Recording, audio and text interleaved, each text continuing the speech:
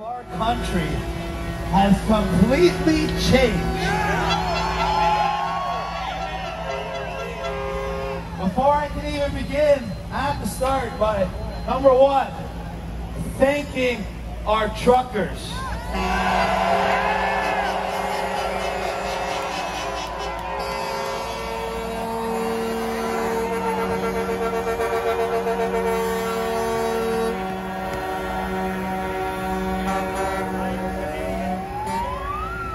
Not enough can be said for these frontline warriors that took it upon themselves to be the first group in Canada to stand in united non-compliance.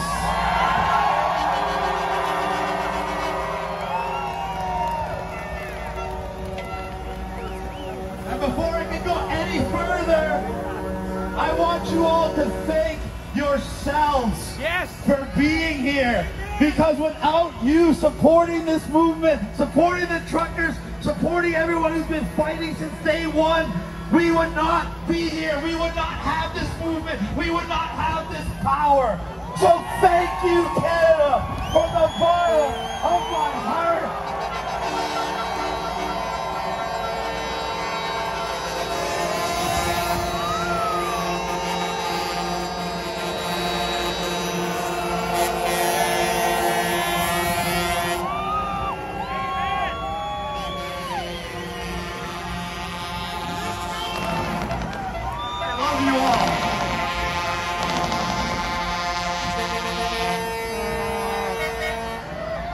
The importance of what we're doing here today will go down in history as one of the most significant moments in solidarity in human history.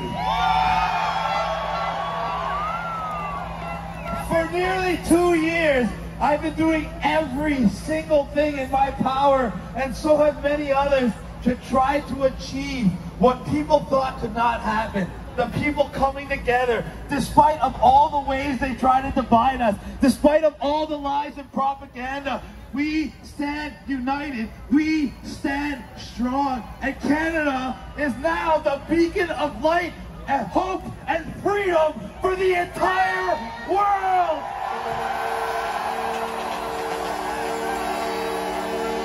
Oh! Let's go!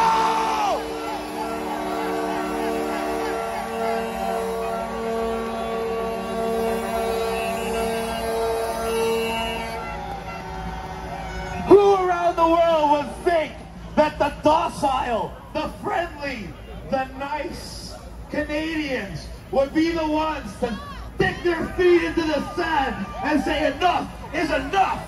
It's time to take our country back! Taking it back! Taking it back!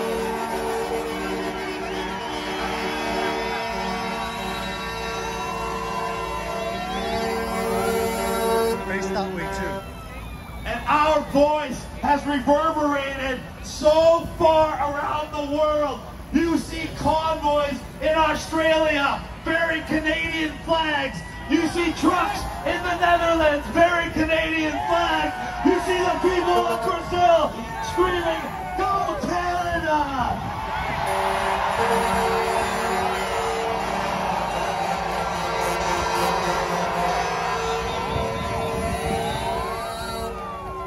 We see freedom rising around the world. The UK, Ireland, Denmark, Switzerland have gotten rid of restrictions.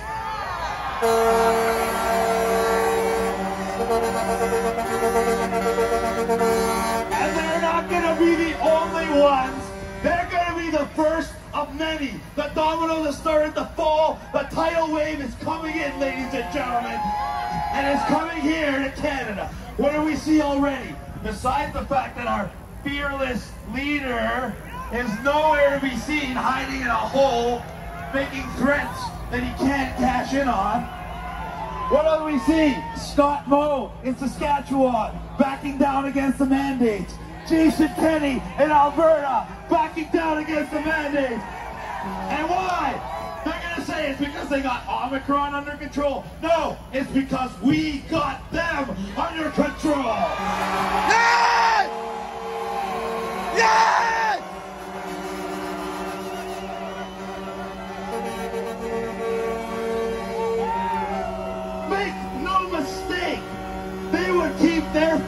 on your throat as long as you would allow. If we stood idly by, we would be like Quebec, where you gotta go into a jail cell to go to a Walmart. I think that, yeah, you laugh it up, but that's still part of Canada. That's still our brothers and sisters. We need to get them on our page. We need to bring them into this fold. We need to get them their freedom back. We need to get freedom back for everybody, not just here, but around the world.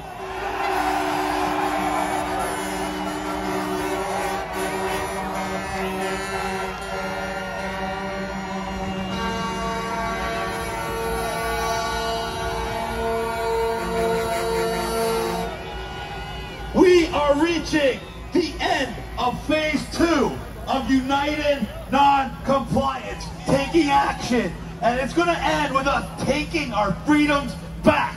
But we cannot stop there. We got to keep the pressure on, moving into phase 3 of United Non-Compliance. My personal favorite, holding them accountable.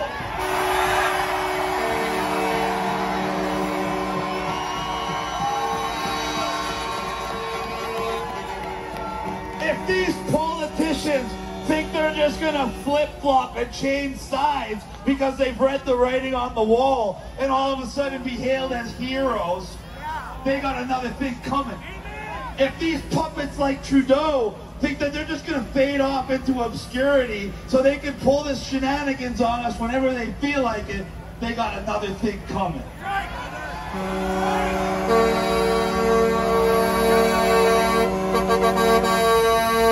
We are in a position where we can not just get our freedoms back, we can reshape our country in a way that makes it better than it ever was. Better than any country in the history of the planet. We have the largest landmass, the most resources, the most diverse population. There is no reason why without the right governance, we cannot have a golden era of Canada where people have so much more than they ever thought possible. And it's all how we react now. They are going to try to do everything. You've seen what they're trying to do in the media. This is a racist movement. It's anti-Semitic. It's anti-black. It's anti-homo. It's homophobic. It's transphobic. Are you serious? Can you even walk around more than 5 steps without someone smiling at you or shaking your hand or giving you a high five?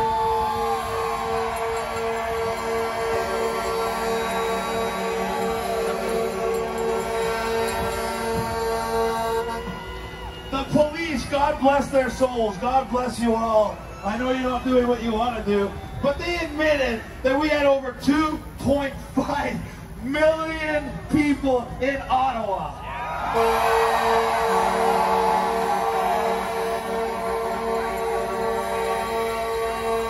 And there is so much love and so much togetherness. I don't even think somebody fell and scraped their knee, let alone had cry or anything. And this is what the dirty tricks the city's been pulling with trying not to let us get rid of garbage, trying not to let us pump out porta potties, trying to prevent emergency vehicles from where they gotta go. Why? So they can try to make this look bad. So they can try to make this look unlawful. There is nothing more lawful than standing up for what's right.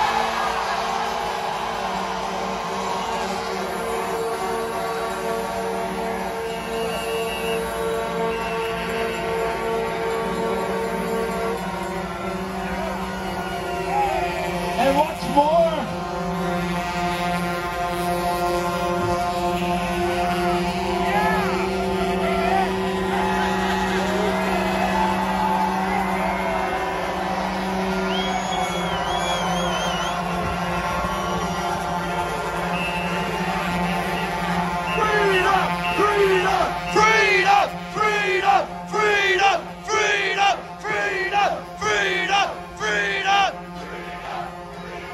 how good does that feel, ladies and gentlemen? How good does that feel?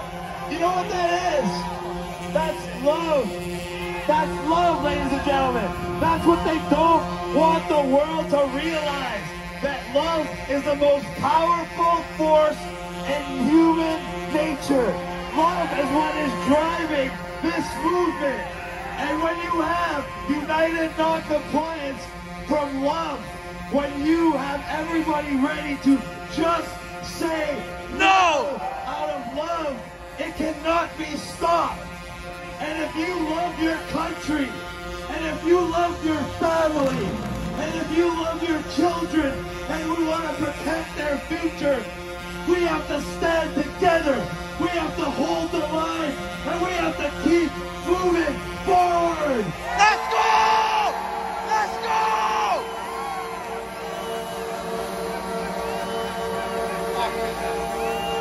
Yes!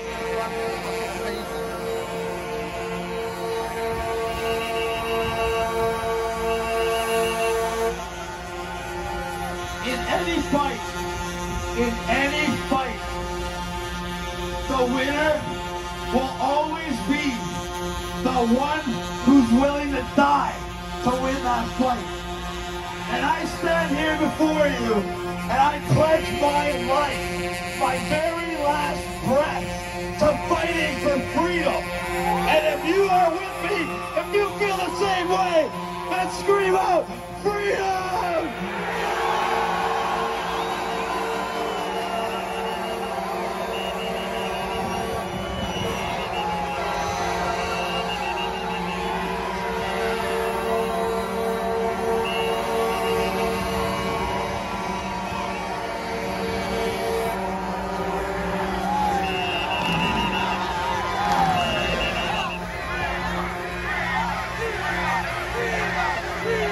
Freedom! Freedom! Freedom! You hear that, Justin Trudeau? You hear that, every wannabe dictator around the world? Canadians have stood up. Canadians have lit the fire. Canadians are leading the way, and there's nothing that's going to stop us. In fact, we've already won.